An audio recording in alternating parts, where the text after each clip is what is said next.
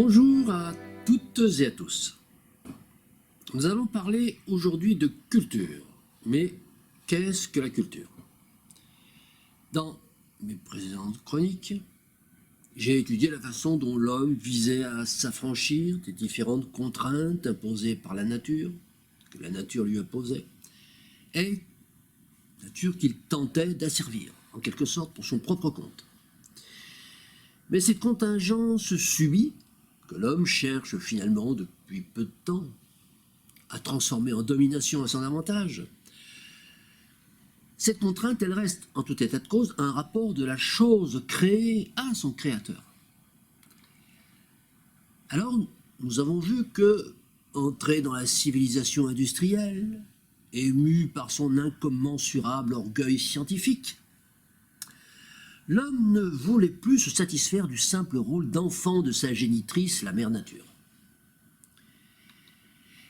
Et en dépit du fait que, si on regarde les résultats techniques obtenus ces derniers siècles, l'homme a incontestablement gagné sa place de meilleur bricoleur de la planète, concurremment à toutes les autres espèces vivantes créées par Dame Nature, largement devant le castor ou le chimpanzé par exemple. Il n'en reste pas moins que l'homme aspire à être plus que ça, à être plus qu'un simple finalement sujet écologique, l'adjectif écologique étant employé ici selon son acception exacte, c'est-à-dire relatif aux lieux et conditions d'existence des espèces vivantes et en rapport qu'ils établissent par rapport à leur environnement, c'est-à-dire à la nature. Eh bien oui, parce que l'Homo sapiens devenu progressivement Homo industrialis, après la révolution néolithique, l'Homo sapiens a entrepris la tâche grandiose de se créer une identité propre et distincte de celle qui ne le définissait autrefois que par rapport à sa dépendance à la nature, et c'est précisément cette identité propre que nous dénommerons culture. Culture qui va évoluer au fil des âges, en fonction d'un certain nombre de paramètres qui, en principe, se devront d'être toujours indépendants de la nature. Comme par exemple, paramètre, le mode de production économique choisi par la collectivité humaine à un moment donné, par exemple, la croissance. Sur ce point, les théories divergent, en ce sens que certaines pensées privilégient l'évolution culturelle en tant que cause et source des changements sociétaux, alors que d'autres, au contraire, estiment que les changements sociétaux sont engendrés par le fait d'un certain nombre de facteurs externes, tels que le climat, l'accessibilité des ressources, et que, par exemple, et que ce n'est qu'après coup qu'ils génèrent le changement culturel.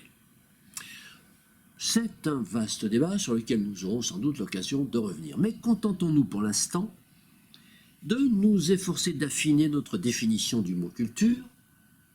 Alors nous avons déjà posé un point important en disant que la culture, c'est une création humaine ex nihilo et qui désigne quelque chose qui est différent de la nature. Ce quelque chose de différent de la nature, au sens de différent de ce que la nature permet aux choses vivantes de faire, choses animales et végétales, c'est bien entendu la connaissance, et plus encore la connaissance acquise par le raisonnement.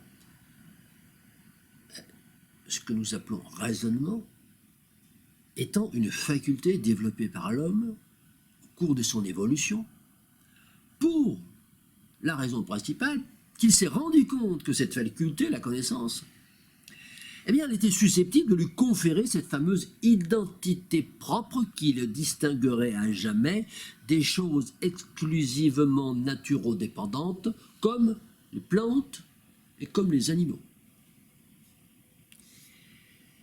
Il est à noter que cette vision du phénomène culturel que je vous propose se rapproche étrangement de certaines définitions de la philosophie, notamment celle qu'a donnée Thomas Hobbes, qui écrit dans son Léviathan qu'il faut entendre par philosophie La connaissance acquise par le raisonnement qui va de la façon dont une chose est engendrée jusqu'à ses propriétés, ou qui va des propriétés constatées aux voies possibles d'engendrer cette chose.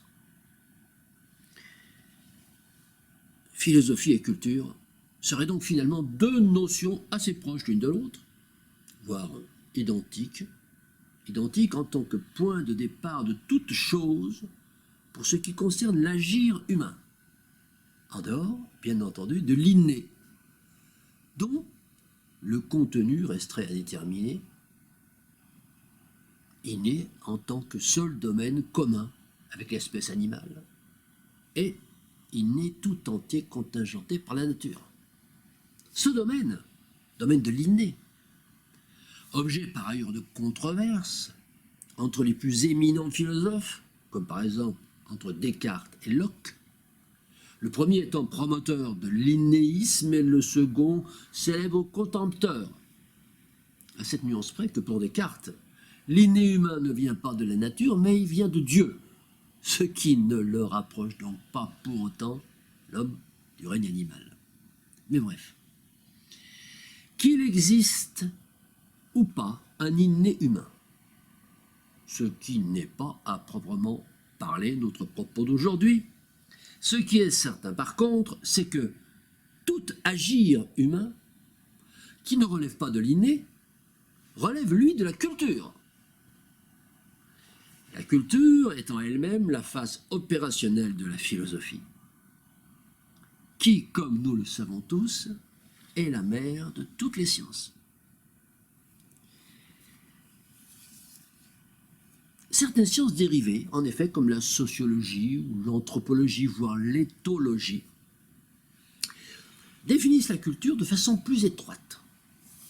Définissent la culture comme ce qui est commun à un groupe d'individus, comme ce qui le soude, c'est-à-dire ce qui est appris, transmis, produit, inventé.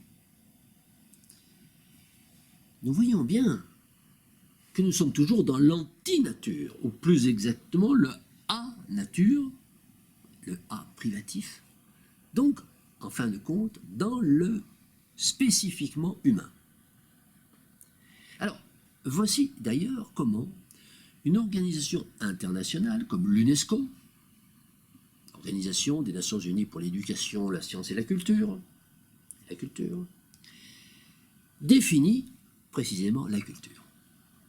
L'UNESCO dit ceci: dans son sens le plus large, la culture peut aujourd'hui être considérée comme l'ensemble des traits distinctifs, spirituels, matériels, intellectuels et affectifs, qui caractérisent une société ou un groupe social. Elle englobe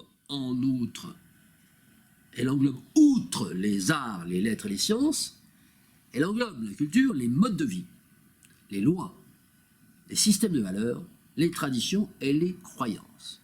Voilà ce que dit l'UNESCO. Eh bien, cette définition, elle nous amène tout d'abord à faire un ajustement et à dénoncer l'abus de langage qui nous fait utiliser souvent le mot culture pour désigner presque exclusivement l'offre de pratiques et de services culturels dans les sociétés modernes, et en particulier dans le domaine des arts et des lettres, alors que l'UNESCO y ajoute les sciences, les modes de vie, les lois, les systèmes de valeurs, les traditions, les croyances, rien que ça. Mais ce réductionnisme communément admis n'est pas fortuit, n'est pas anodin non plus, car il est en réalité le produit voulu du pouvoir coercitif qui a toujours cherché à contrôler l'évolution de la collectivité et de ce fait à l'intégrer dans sa politique, dans son action, dans sa production législative. C'est ainsi qu'en France, par exemple, pour illustrer notre propos en terrain connu, les prémices d'une politique culturelle datent des premiers siècles de la monarchie capétienne. C'est par exemple Saint Louis qui présida à la fondation de la Sorbonne avec Robert de Sorbon en 1257. À l'époque, cependant, la politique culturelle royale s'exprimait essentiellement sous l'aspect du mécénat. C'est que sous François Ier que fut fondée la première institution culturelle d'État, le Collège de France. Cette politique prendra ensuite un aspect nettement plus patrimonial quand la monarchie marquera, notamment avec Louis XIV, son souci de l'entretien et de la conservation des bâtiments historiques. Après la Révolution, la politique culturelle de l'État français prendra une nouvelle orientation et sans cesser de s'occuper, de veiller à la conservation du patrimoine culturel national, de l'entretenir, du patrimoine national, bâtiment. Elle favorisera la diffusion des arts et du savoir par la création de grandes écoles telles l'École nationale supérieure des beaux-arts, le Conservatoire national des arts et métiers, le Conservatoire de musique, le Muséum d'histoire naturelle, etc.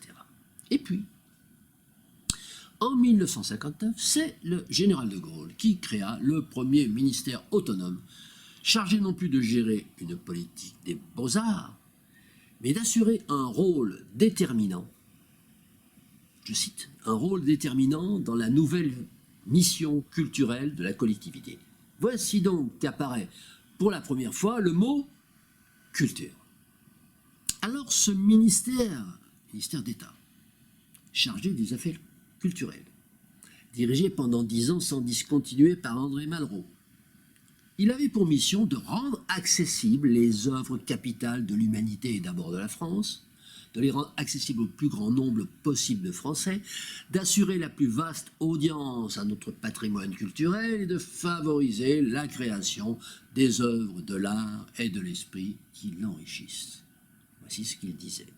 Et ces missions, elles restèrent ainsi définies jusqu'en 1982, date à laquelle l'union de la gauche au pouvoir compléta cette formulation par l'ajout d'un objectif résolument social, c'est-à-dire développer les pratiques et les enseignements artistiques, contribuer au développement de l'éducation artistique et culturelle des enfants et des jeunes adultes. Cet objectif, certes,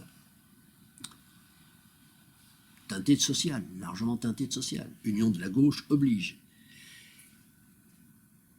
forçait de constater qu'il ne s'écartait pas de l'acception réductrice culture égale beaux-arts, acception dans laquelle, objectivement, il restait résolument confiné.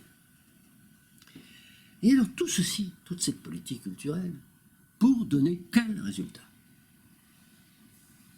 En termes de résultats, le ministère de la Culture lui-même, le ministère de la Culture, a commandé 2 enquêtes, notamment commandé 2 enquêtes en 1997 et une en 2008, des enquêtes sur les pratiques culturelles de nos compatriotes, enquêtes synthétisées dans l'ouvrage d'Olivier Donat, intitulé « Pratiques culturelles des Français à l'ère numérique » et publié aux éditions La Découverte.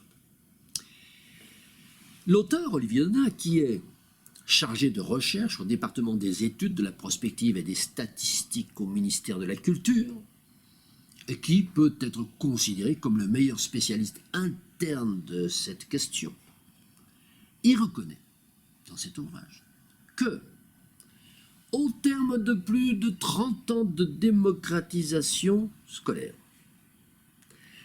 l'allongement de la scolarité s'est accompagné d'un recul de la connaissance des auteurs ou des artistes qui, il y a encore 15 ou 20 ans, figuraient parmi les noms les plus prestigieux de la culture scolaire française. Dans cette même étude, il y constate que le désir de culture fait place maintenant chez les adolescents à un anti-intellectualisme qui sévit même chez les enseignants. C'est ainsi qu'à tous les niveaux, je cite toujours Olivier Donat, à tous les niveaux de connaissance, ces adolescents sont maintenant plus proches du pôle distractif, ils sont plus enclins à rejeter les patrimoniaux, plus à porter, à marquer leur préférence pour les formes d'expression sans prétention intellectuelle. En nous basant donc sur l'exemple de la France, il semblerait donc que ce remplacement déjà acquis de l'acception réductrice du terme culture par le terme expression artistique doivent faire place désormais dans notre société industrielle capitaliste croissanciste à une deuxième réduction, à un deuxième niveau de réduction du terme, expression artistique devenant divertissement.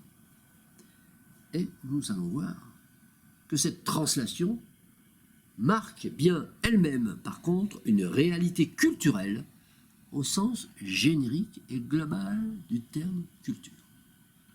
Alors, revenons précisément à la définition générale de la culture, disons celle de l'UNESCO, qui, en résumé, désigne tout comportement, toute habitude, savoir ou système de valeurs transmis socialement et non transmis par héritage génétique de l'espèce. Cette culture ainsi définie comprendrait donc tout ce qui est considéré comme acquisition de l'espèce, indépendamment de son héritage instinctif considéré comme naturel et inné. Cette culture serait en définitive l'identité d'un peuple donné. Mais à l'intérieur même d'un peuple donné, il peut exister plusieurs cultures particulières. Et, du coup, il n'est pas douteux, d'un point de vue sociologique, qu'il existe au sein d'une même collectivité des pratiques culturelles différentes selon l'espace et selon le temps, selon la position sociale qu'occupent les individus particuliers, selon le genre, selon le travail exercé, etc., etc., etc. De manière plus précise, chaque pratique culturelle est étroitement liée aux représentations du groupe social considéré.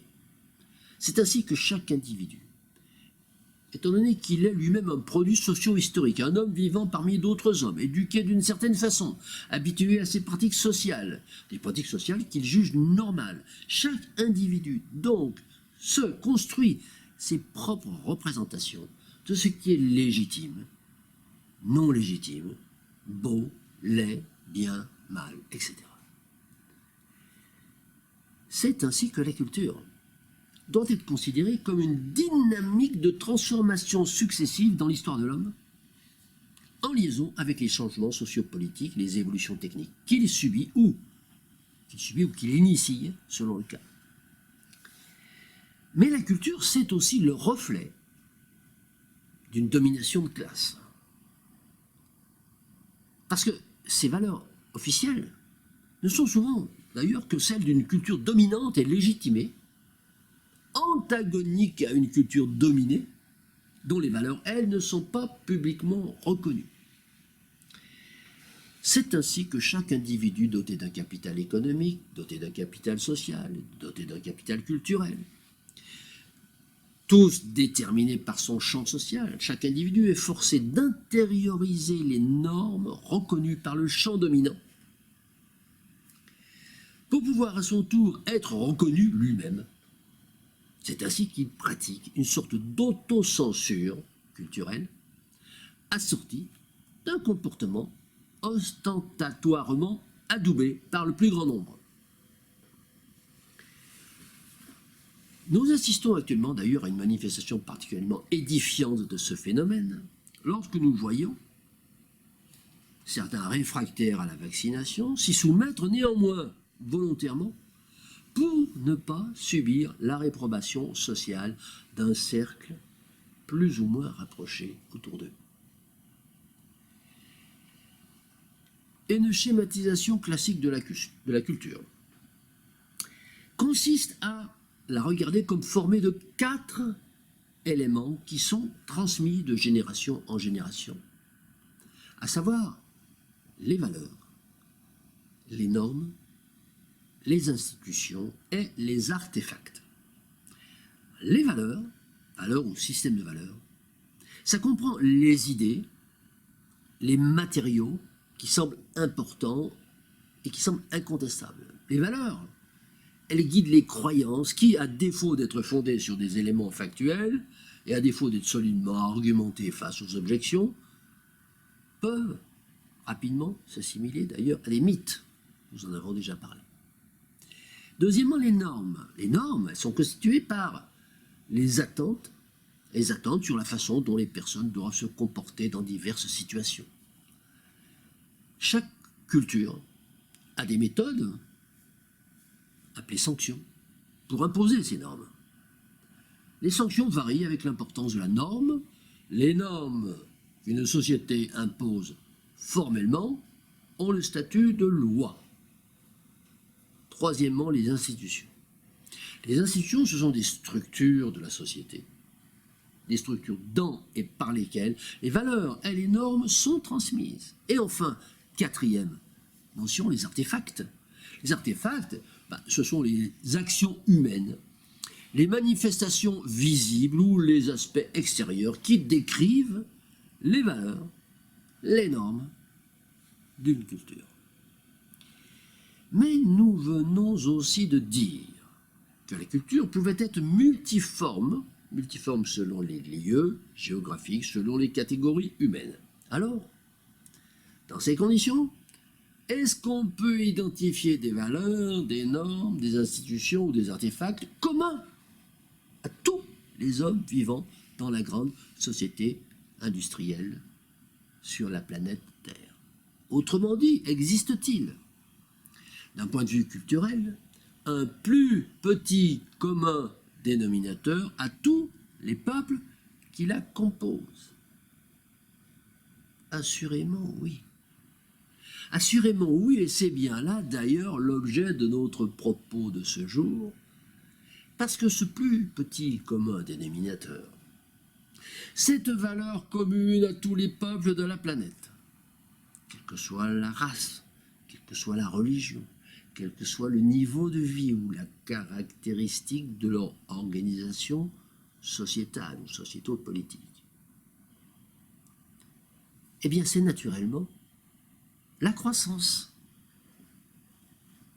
La croissance, cette valeur phare, c'est celle qui prédomine sur toutes les autres depuis l'instauration de la société industrielle, date que nous avons suggéré de placer aux environs des années 1850.